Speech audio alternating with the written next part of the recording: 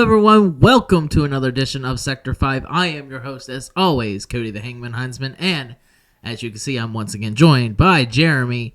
And it is that time of year. It's that time. Mm-hmm. That's that. It's like Christmas for wrestling fans. Our Super Bowl. That too. It is WrestleMania time. WrestleRania, if you will.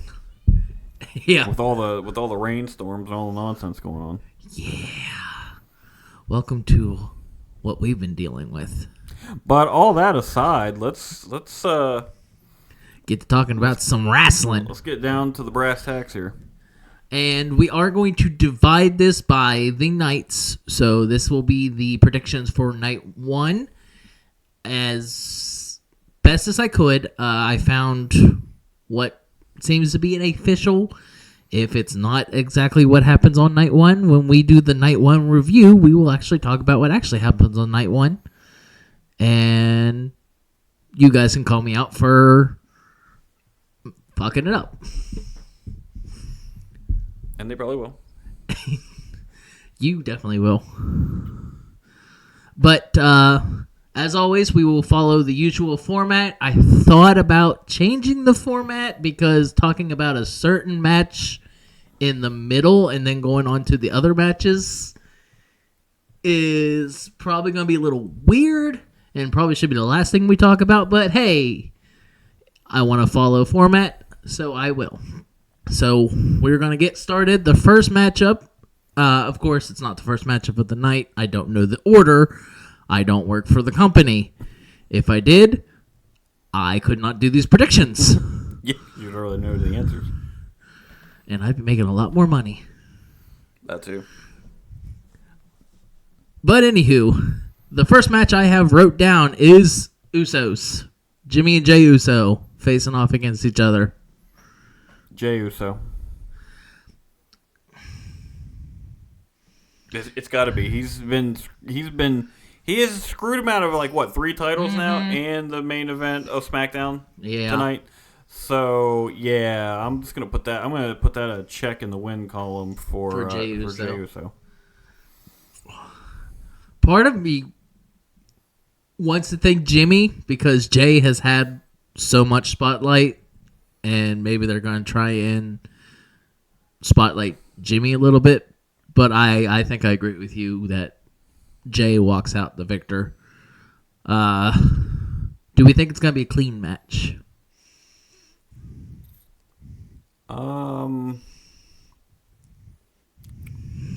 Probably not. I doubt it's going to be clean. Because does Solo have a match on the card? No, I don't think Solo's in the match at all, so I see him maybe getting involved. Maybe not, because of a later match we'll talk about. I mean, he could be both. He could be in both. I mean, he could be in both, but WWE double dipping? I mean, it's not unheard of. Yeah.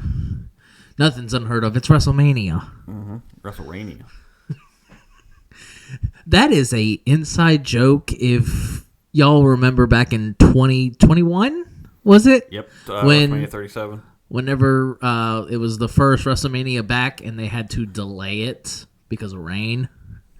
So it's WrestleRania. Didn't Michael Cole say that, though? Didn't Michael Cole coin that? Maybe. Yeah. If it wasn't Michael Cole, it was Samoa Joe. No, I'm pretty sure it was Michael Cole. I'm pretty sure he was the one that said WrestleRania. Yeah. All right. I don't think we have much more to say about Usos facing off each other. Nah, I'm pretty sure it's gonna be like it. If I have to predict how the match, it's not gonna be a very long match. Mm-hmm. It's probably gonna go maybe 10 minutes. It's gonna be one of those. One of these other matches went too long, so you guys need to wrap it up. Type of matches. Probably. It's just all right. Get your shit and get out. I mean, are you interested in? I mean, you're interested in this match a little bit, but is it one of the? Is it like lower on the tier? Is it bathroom break level? It's about mid. There are matches on this card that are a lot lower than it. But I mean, I do like Jey Uso. I like his character. I like where the direction that they're taking him. So I'm interested to see how this match goes because, yeah, it's one of those things that even back in the day when the Usos were dominating the tag team scene, a lot of people were probably thinking what if these two faced each other? What if they split up? Now it's all playing out. We're getting to see that. So yeah, in a way, it would be a little bit higher on that just to seeing how that would go down and how that would be booked. So on to the next match that I have, which is probably one of those lower ones that we're talking about. I know a lot of people are looking to see Jade finally. It sucks that she's in a tag team match in her first debut match, but you got Jade, Cargill, Bianca Belair, and Naomi taking on Damage Control of Dakota Kai, Asuka, and Sane. Which means for, I think, the second WrestleMania in a row, the women's tag team titles not being defended. Yeah, they're putting a lot of stock in those tag titles. I'm surprised they didn't defend them tonight on SmackDown, to be honest. Those titles don't get defended very often, at least. Mm-mm. Any thoughts? This is not really a match that I was. I'm not really big on tag matches unless there's significant value to said tag match or it's a tag team that I actually care for. It's not like it's elimination style, right? So I'm interested to see how they do it. I'm thinking they're gonna have Jade and them win. Jade and them win, and then maybe Jade goes after Bianca Belair and Naomi. I don't see that happening. I think. It could set up for something, but I don't see that happening. Or even we could set up for Backlash, a mixed together tag team of Bianca Belair and Naomi going after the tag titles with Jade Cargill and Dakota Kai in each other's corners. It could. Yeah. All right. Yeah, I could see that.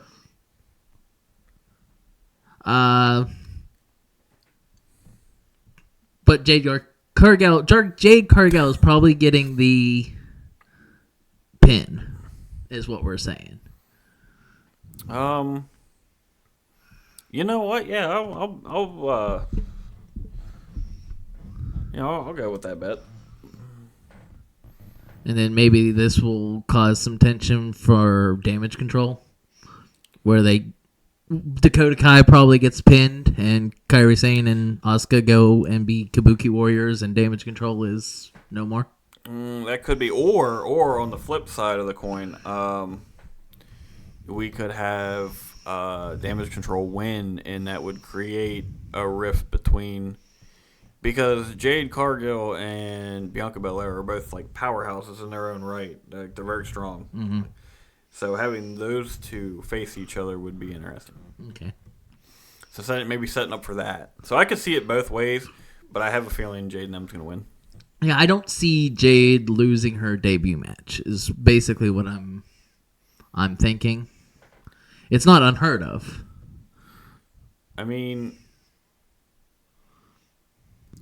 Wrestling's weird in a way that right. Because your debut match, Some say that a superstar should win their debut match, but then you could always have that losing and they get right. start owning their craft and all that, and then but the big thing with that on the flip side, old traditional style, if you were a veteran wrestler on your way out the door, you're hanging the boots up, you're riding off into the sunset. It's your custom to lose your retirement match.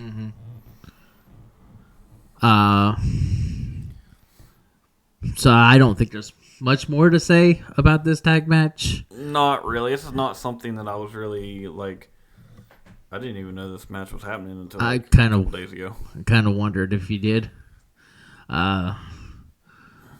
So on to our next one, which I will have to say this right. Originally, it was Rey Mysterio, Dragon Lee tagging up to face off against Dominik Mysterio and Santos Escobar. But the reason we waited to do any predictions was we wanted to see what SmackDown may have thrown the monkey wrench into WrestleMania. And this is the only one that seemed to be as the case. Dragon Lee was taken out on SmackDown. So instead of him and Rey Mysterio tagging together, it is an Andrade. I say Dominik and Escobar because my logic behind it, and I know this isn't always the best logic to go with, but in my head it just seems like the smartest thing to do. Rey and Dominik had a match against each other last year. Mm-hmm. And Rey picked up the win. So I'm thinking that Dominik's going to get his moment at this year's WrestleMania. And I'm kind of agreeing with that. I kind of think Andrade is going to turn on Rey Mysterio. From what I was reading up about Andrade tonight on SmackDown, was like he came out with the team of Legado, which is Santos, Angel, and Humberto, and it was like looking like he was on their side, and then turns on them tonight. So I could see him turning on Rey at WrestleMania, flipping that script. Also, Judgment Day has been kind of trying to recruit Andrade. So this could be, Andrade pledging his allegiance to Judgment Day and joining the ranks. That would be interesting. Although Judgment Day is kind of like... I feel like it's going to fall apart soon, but... Yeah, why add new people if you're going to start creating, like... If a rift is going to start. Yeah, because they added who was the last person? JD McDonough. JD, yes. And they didn't really do anything with him. No, nothing. His thing was really to be ragged on by R-Truth. He's been a jobber pretty much since he joined the main roster. So, it's not really going anywhere. And honestly, like, none of them, other than JD, none of them really need the group. Because you got Finn Balor, who's a former Universal Champion. Even though he had it for one day. I mean, still, hey, champ one day, you're still champ. Champ 1 second, you're still champ. Yep. You got Damien Priest, former U.S. champion. Current senior Money in the Bank. You got Dominik Mysterio, son of Rey Mysterio, former NXT North American champion, former tag team champion. And then you got Rhea Ripley, who's multiple-time women's champ, current women's world champ. Yep. So I could see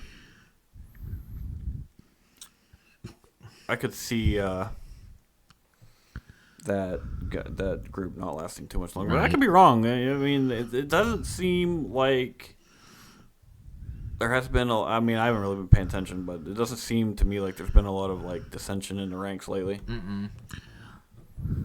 I mean, people have been saying, and I know on like Raw, because Dominik is tagging up with a different tag team and he's not like with Judgment Day. It's been causing a little bit of a rift, like, why are you joining this team when you're part of our team type of situation. But I fully agree that Santos and Dominik is going to take the win in this match. I would be surprised if they didn't. But then again, no, I wouldn't, because it's WWE. Right. Nothing ever makes sense. You can never actually like pinpoint. Like something predictable, and then other times, like right. once you figured out, once you figured out all the answers, they change the questions. And unlike Elimination Chamber, if anyone's coming from the Elimination Chamber pay-per-view predictions, where we're like, this is pretty predictable. Yeah, sometimes they just set it up towards like, okay, all right. WrestleMania is never fully predictable. No, it's not. You never know what's going to happen. Life's like a box of chocolates. You never know what you're going to get.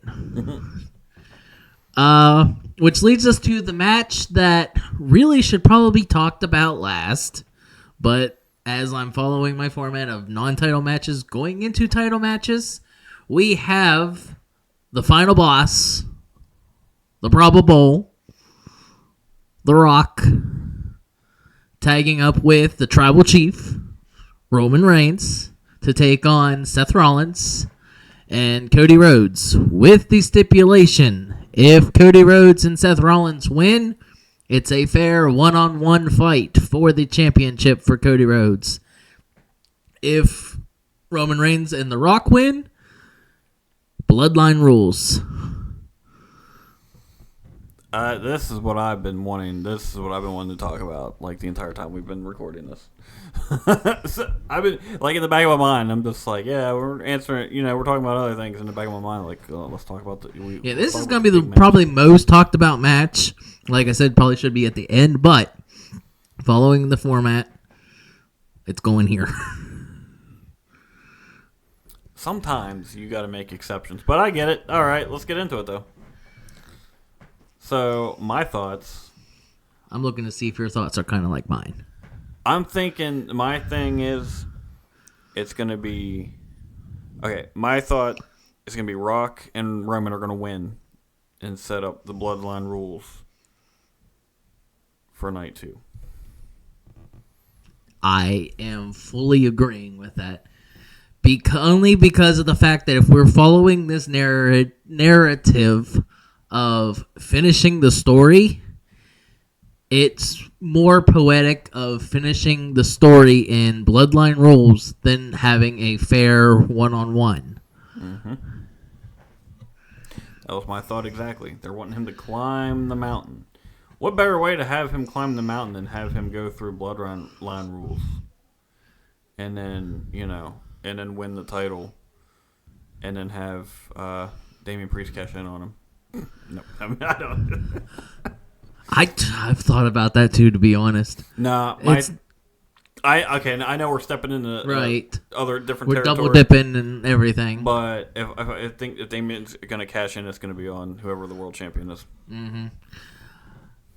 And speaking of Senior Money in the Bank, just to add into this, it's not really double dipping. I had a weird thought of Damien Priest cashing in at the end of this matchup. Something happens to Seth Rollins. He cashes in, wins it, and the match becomes a triple threat on night 2. I don't see that happening. I never thought about. I never thought about that. Huh. Yeah, out of all the possibilities that played out in my head, that was not one of them. But in the end, I do think Rock and Roman Reigns is going to pick up the win just because, like I said, the narrative, it's much better one against all. The one beating the odds against the all. And even, if anything were to happen, I mean, besides the fact that a lot of people have been speculating Seth Rollins is going to turn, I mean, they've been talking a lot of, can you trust Seth Rollins? What point does Seth Rollins really have to turn on Cody? He really doesn't. It wouldn't make any sense. You'd be convoluting the storyline to a point where it's like, especially if Damien does cash in on either of them, or anybody really. Mm-hmm. You're just taking the storyline to a point where it's like, okay, we've derailed so far from the tracks that the train's not even like. The train is now a boat. Mm-hmm. So, like... Unless they run the weird narrative of Cody Rhodes stealing Seth Rollins' spotlight. But that doesn't... Yeah, because what we're going to do, set up another Seth Rollins and Cody Rhodes feud with no title involved because... They're both champions and unify them again. Unify the Unified Championship. Yeah, make it make sense, WWE. I could see them doing that though. Have Roman win like both nights, and then have him go on to win the world title somehow, and then have. It would just be like everybody's over it. Like if there has been a better time to end the Tribal Chief's reign, it's now. Mm-hmm. Like you got to pull the trigger now. Like people are fed up with the Roman Reigns having another champion who's hardly there. We want the champ on the shows, right? Because WWE for some reason has this fascination with part-time champs, and I don't get it. Let's stop with the part-timers. At least for the championships. Mm-hmm. Like if they're gonna be there, at least like major shows, like, because Roman didn't defend at Survivor Series, did he? I don't think so. I don't think he was there. I don't think he was even there. No. Survivor Series. I mean, he was at Royal Rumble. He was at SummerSlam. I mean, he does the other, but Survivor Series is one of the big four. So you want. Also, it had been, how long? So. There was a good amount of time between the pay-per-view before the Survivor Series, and then Royal Rumble. I think so. Because there was no pay-per-view in December. Or, I'm sorry, premium live event. Yeah. There was no premium live event in December. So, we literally waited, 2 months for a PLE with Roman. Now I'm sitting and thinking here, too. Who gets the pin? For the tag match? Yes. Does Roman get it over Cody? That way, whenever Cody beats Roman Reigns the next night.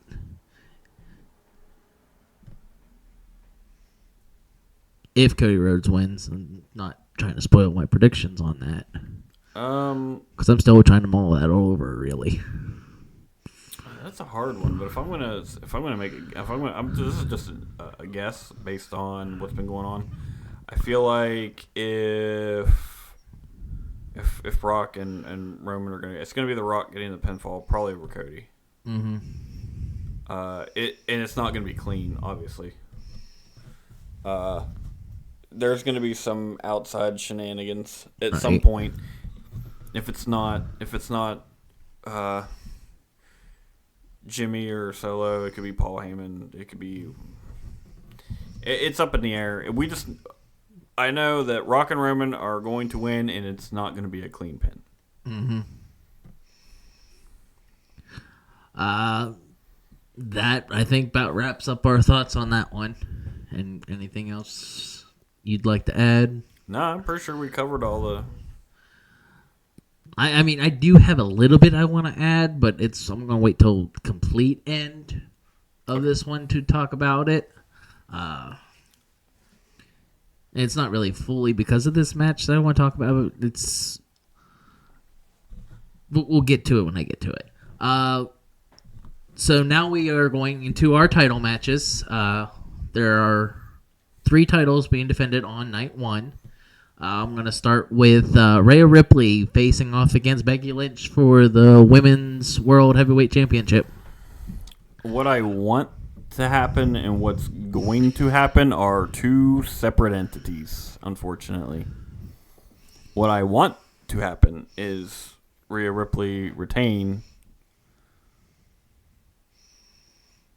her title. What's going to happen, probably, and this is my prediction, Becky Lynch is going to win. Okay. Because I just feel like as far as women wrestlers go, WWE is pretty Becky heavy. Mm-hmm. So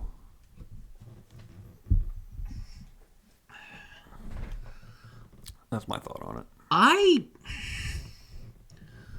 I'm thinking Rhea is going to retain. I mean, I understand that this match is heavily in Becky's favor, just because of past history and everything. I just kind of feel I don't know my thoughts with this. I feel like Rhea is gonna retain, and then like maybe at Backlash we're gonna have like a fatal 4-way because of the different people that seem to be wanting to go after Rhea Ripley. Becky Lynch may be getting a second chance. You got Liv Morgan that's on her revenge tour type thing. Nia Jax looking for another chance at the title. Could be. And who knows? Rhea Ripley may retain, and then we get a surprise new diva woman in WWE, and they get a chance. I don't know who, but I don't know. So it's. I don't feel like it's time for Rhea to drop the title. I can agree with your thought that Becky Lynch is probably going to, because she's kind of the head of the women's division of WWE as of right now. Well, I mean, Rhea's had the title for a year. Yeah. WrestleMania will be 1 year. Mm-hmm. So I don't know. Anything's possible. But, right. Like I just feel like they're gonna give it to Becky.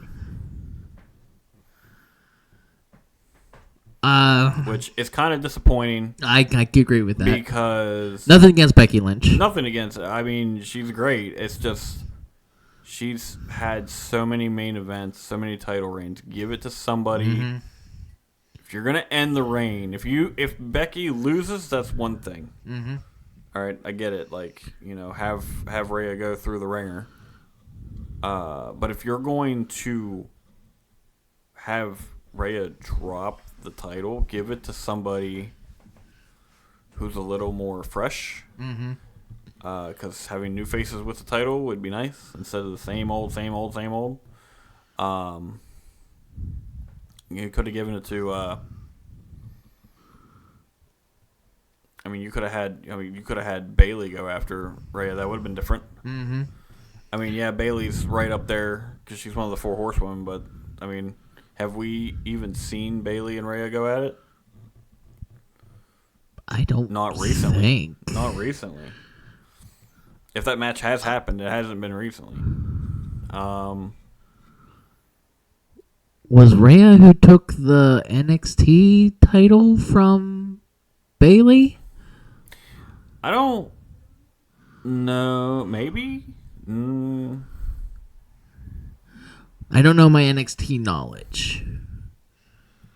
I know. Was it Sasha Banks? I think Sasha Banks may have taken it from Bayley. Yeah, because I know. As far as NXT goes, Rhea Ripley was kind of terrorizing Dakota Kai there for a hot minute. Mm-hmm.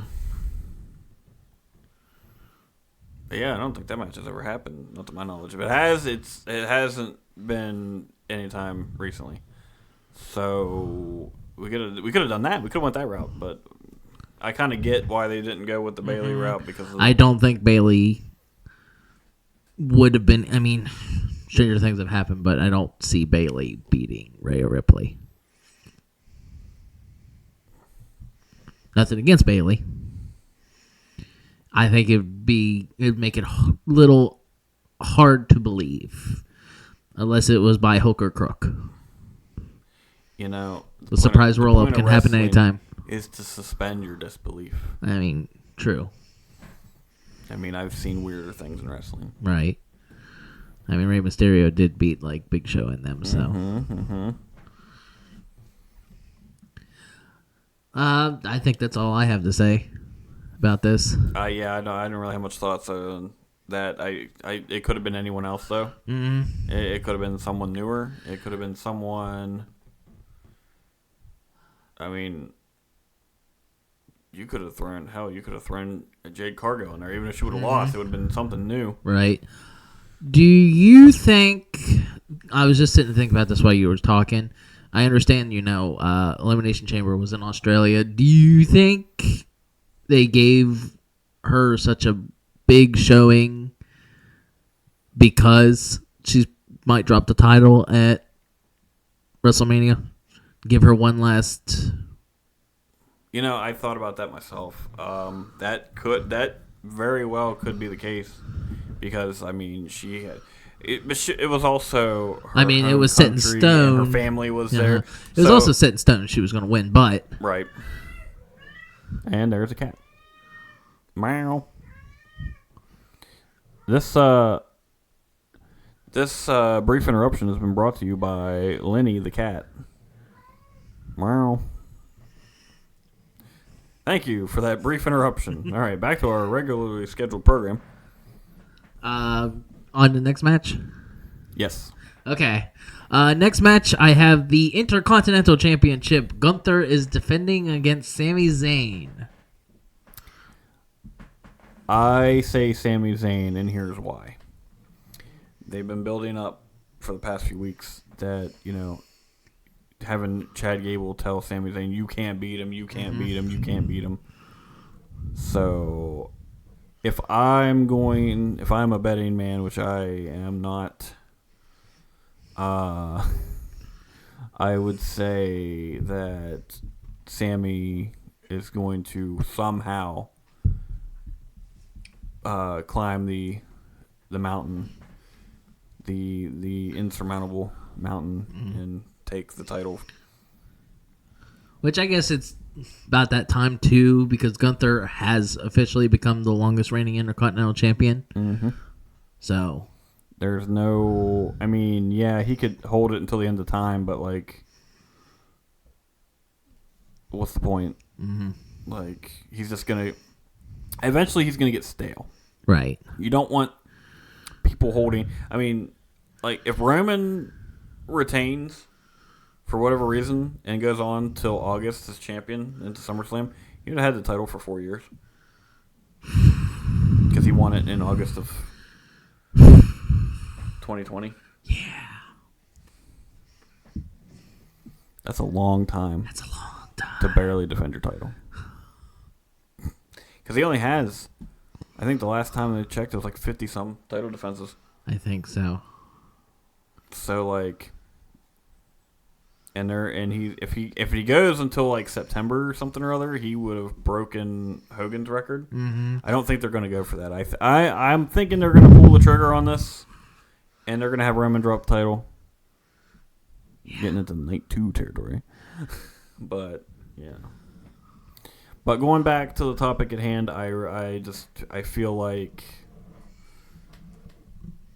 that, because we were talking about Rhea in Australia. Mm-hmm.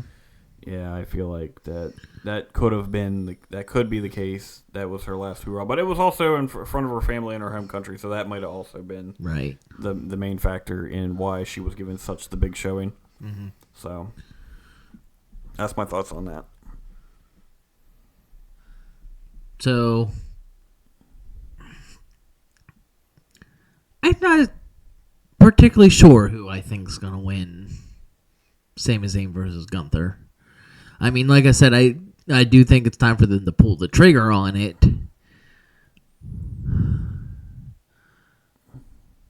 But Sami Zayn did win the tag team titles last year at last year's WrestleMania. That's true.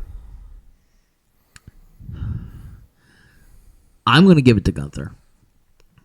I know I'm probably wrong, but I don't even think I have a good reasoning why I'm going with Gunther. But I feel like we're going to have that. He's probably if it was all real and not scripted, and if it was a bet, I'd be putting all my chips in on that, but storyline wise though, the only way I can see writing a storyline with it this far too is Chad Gable getting a chance at Backlash or something.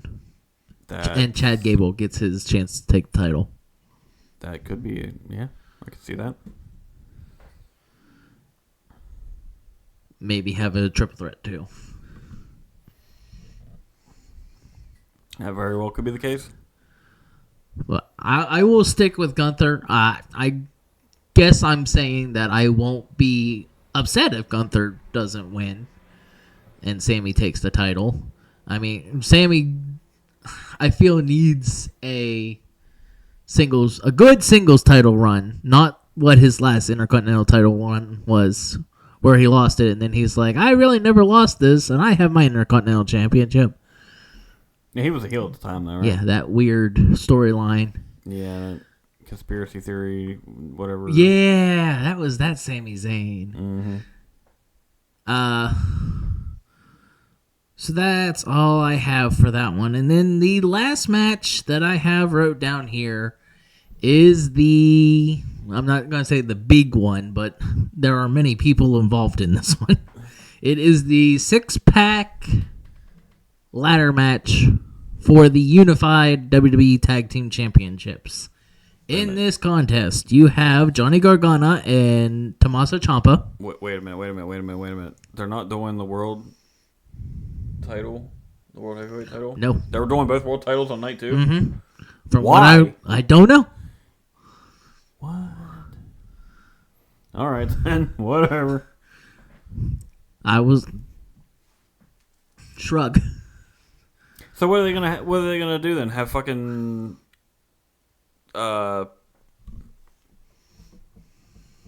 what's their Seth and McIntyre open on night 2?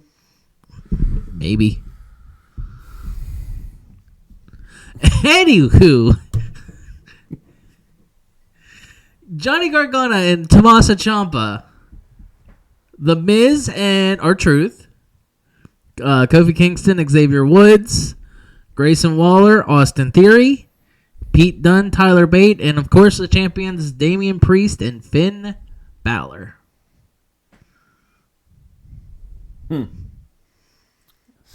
Wait, you said this was a 6-pack? This is a 6-pack. How many teams did you name? All 6 teams? I believe so. 1, 2, 3, 4, 5, 6. Yep. What were the teams again? You have Johnny Gargano and Tommaso Ciampa, DIY. Mm-hmm. Miz and R-Truth, the Awesome Truth. Mm-hmm. Kofi and Xavier Woods of the New Day. Grayson Waller and Austin Theory of A-Town Down Under. Pete Dunne and Tyler Bate of New Catch Republic. And, of course, Judgment Day, Damian Priest and Finn Balor. Miz and R-Truth. Just because of the storyline that's been kind of going on there. I can agree. And to go into, like, night 1 of... Well, not night 1. To go to the Monday Night Raw after WrestleMania, I have a weird feeling they're going to drop the titles on that Raw.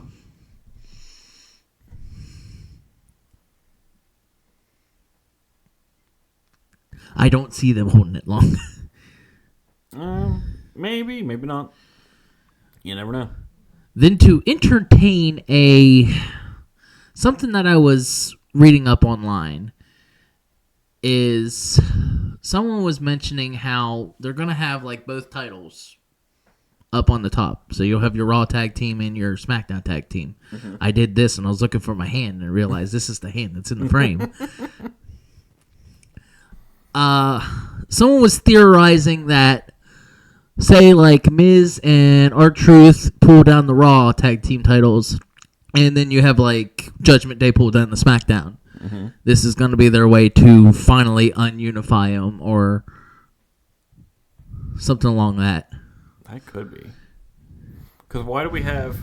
My question is, why do we have two? Like we have the brand split, and we have one set of tag titles. Mm-hmm. So yeah, that could be that. Actually, kind of makes sense. So unless they are, I mean, they even in the game, they've been calling them the unified tag titles. So unless they are going to actually make unified tag team titles, and they'll be the ones up on the rafter. But from what I understand, like Michael Cole on commentary was like, the match will only end when both titles are pulled down. So kind of even hinting more towards two tag teams winning that night. So that they can finally be split. If that were to happen, I would say Miz and R-Truth get the Raw ones, and then I'm going to say Pete Dunne and Tyler Bate maybe get the SmackDown. But if that's not what happens, I will agree with Miz and R-Truth winning.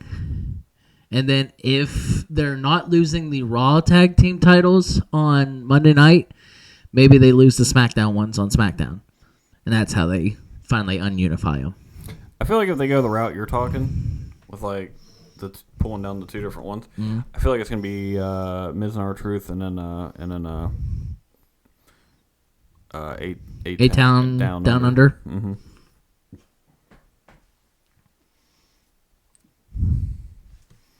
I can see that. So either just the Awesome Truth win or Awesome Truth and A-Town Down Under. Mm-hmm. Okay. And then maybe they feud with Randy Orton, Kevin Owens. Mm-hmm. Another thing dipping into night 2.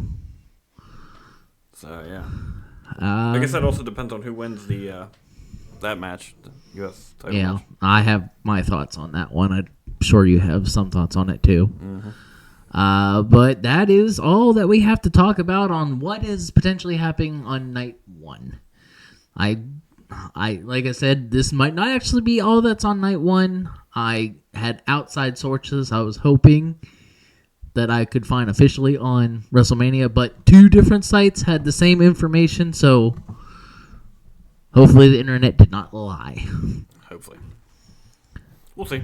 But I guess this goes into the other thing that I was going to talk about, that I kind of agree with other wrestling fans. Bayley is not getting her main event. She won the Rumble, and she is not main eventing night 1 or night 2 of WrestleMania. What's your thoughts on that, if any? I feel like anymore, like the Royal Rumble, winning the Royal Rumble guarantees you a title match, but it does not guarantee that you're going to be in the main event. Even though they say it. Because WWE has sold this idea for a long time that there are multiple main events. Right. You always have your co-main and... No, there's one main event, and that is the closing match. Which I guess that's maybe what could justify having both titles on night 2. You'll have your co-main of Bayley versus Io facing, then going into Roman Reigns versus Cody Rhodes. I don't know. I agree with a lot of people that are up in arms that Bayley should be at least main eventing night 1. But again, that's just kind of my thoughts on it. It seems like they're putting all of the highly anticipated matches minus the tag team matchup that we talked a lot about on night 2. Mm-hmm. Mm-hmm. But unless there's any other thoughts that you have, final wrap-ups that you want to say, is about all I have to say. No, I don't really have anything to add. I got my predictions, and I'm sticking with them. Maybe I'm right, maybe I'm wrong. We'll see. That's why they're called predictions. That is all for us then. Like I said, we're going to separate them. We're going to look awfully similar between the 2 prediction videos because as soon as we end this one, we're going to record night 2. So, breaking the immersion. But that is all for night 1. Stick around for night 2. And as always, I'm Cody the Hangman Huntsman. This has been Jeremy. And that is just how it is. Later.